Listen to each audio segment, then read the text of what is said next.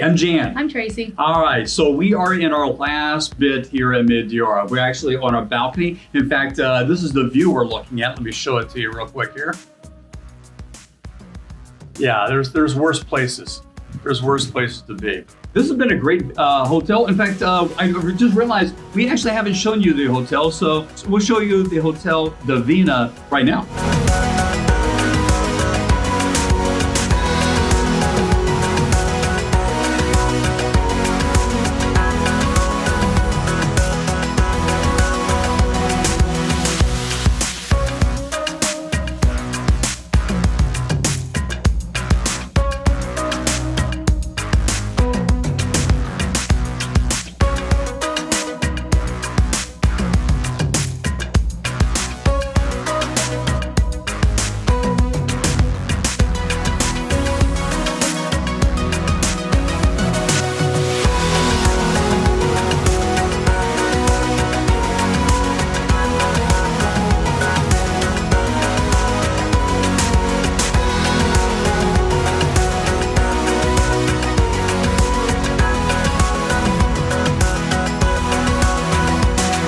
All right, so that's where we've been staying. We absolutely love this time here in Meteora.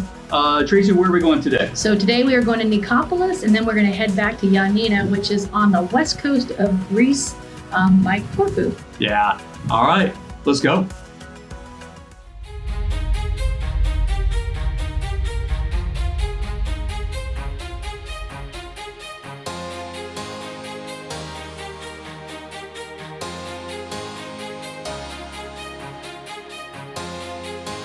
All right, so the car's packed and on we go.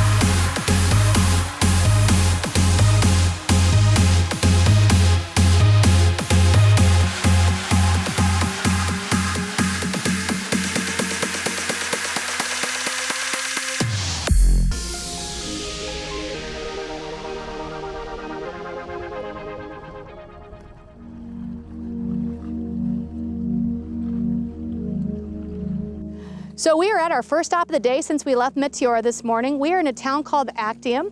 And just to give you an idea of where we're at, we are on the coast of the Ionian Sea. So behind me is actually the Ionian Sea.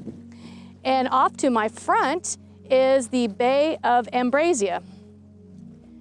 So not only is this a very peaceful town right now, seaside resort, it actually has a lot of historical significance. Jan, do you want to tell us a little bit more about that? Yeah, absolutely. So we have the Sea of Ionia behind us, and although we are in Greece, what is great about this is that there was an event back in 31 BC that probably is at least one of, if not the very most important events that happened in all Roman history. But let me take you back about 13 years to 44 BC. In 44 BC, on the Ides of March, you have the assassination of Julius Caesar. So at that point, you have the power obviously go away from Julius Caesar because he's now dead, and it goes to three men, which is known as the triumvirate. These were Lepidus, Octavian, and Marcus Antony. Now Lepidus basically in 36 BC, he is basically thrown out. He no longer is in power. So now you have Octavian and you have Marcus Antony. Now, you would think that there would be no problems between these two men. After all, Mark Antony actually married to the older sister Octavian, but that was not to be because you have Cleopatra. Now, Cleopatra had an affair back before 44 BC with Octavian's father, Julius Caesar, but she also was having an affair with Mark Antony. Now, this is the reason why Antony would divorce Octavian's older sister and then go and join forces with Cleopatra. Obviously, this caused problems. So now you have these two men, Octavian and Marcus Antony, who are vying for control of Rome. And it actually came down to the Battle of Actium, which played out behind us. See, there was over 10,000 soldiers and archers on either side, hundreds of different ships that came to battle here. And in the end, it would be Octavian's forces against the forces of Marcus Antony and Cleopatra who would fight, and ultimately it would be Octavian which was successful in defeating all their forces. After defeating Marcus Antony and Cleopatra's forces, Marcus Antony and Cleopatra would retreat all the way back to Alexandria, Egypt. All right, so these are actually the walls of Nicopolis. These actually were built around the 5th century in order to protect them from barbarians of the time. All right, so after Cleopatra and Mark Antony fled down to Egypt, well, the first thing that Octavian did is he established a monument to the Battle of Actium. The other thing he did is he's established and named this town, this city, which is Nicopolis. Now, Nicopolis actually comes from the Roman word Nike for victory. So literally, this is the city of victory.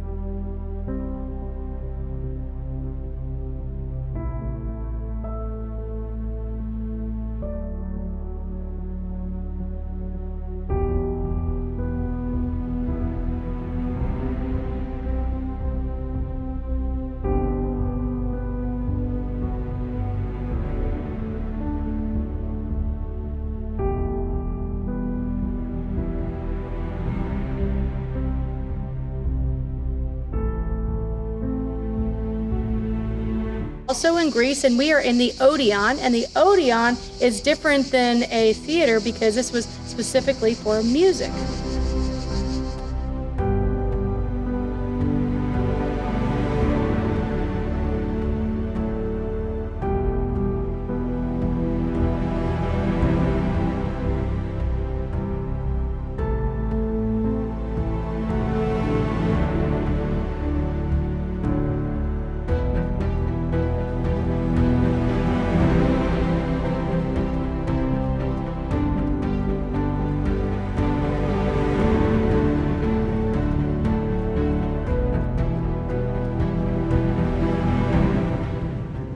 So when we were at the archaeological ruins for Nicopolis, they told us that the monument that Augustus Caesar built in commemoration of the battle that he won over Mark Antony and Cleopatra was closed. Fortunately, we were able to go to it. It's still closed, but it's a huge monument. We later learned that he actually built that, and he would actually take the rams off of his sunken ships and actually use that as ornamentation throughout that. So we weren't able to go inside of that, but it's even from the outside, it looked pretty cool. So now what we're going to do is we're going to go to the museum, the Nicopolis Museum. When you come here for €8 per person, it allows you to get into most of the archaeological areas that we've been to, you've seen, as well as the museum. So we're going to go see the museum and see what they got.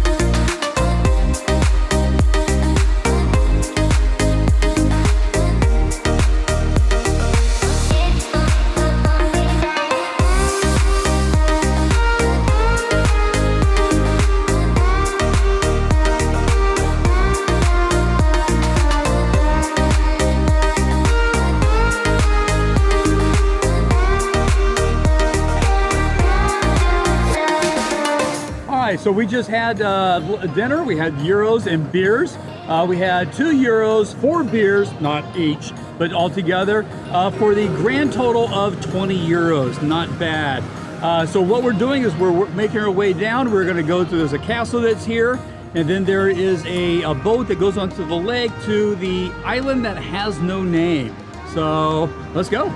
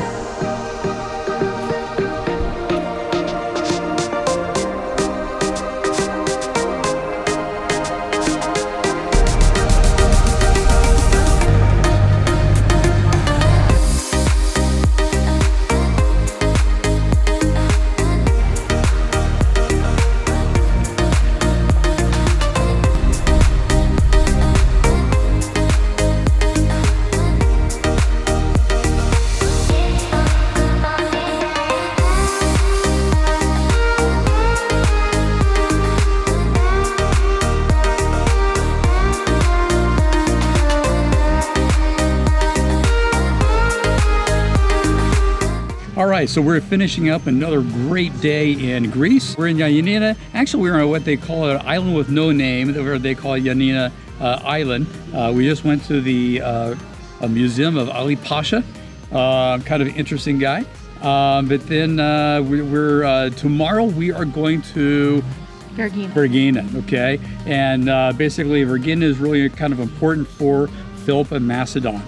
Again, we're going to be going to about 46 different countries over the next 2 years. So if you want to come and join us with the journey, subscribe and like.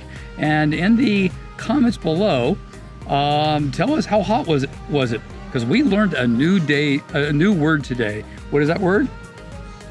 Zesty. Zesty, which means hot, and it was. All right, so we're chasing our dreams of travel. And you chase yours too.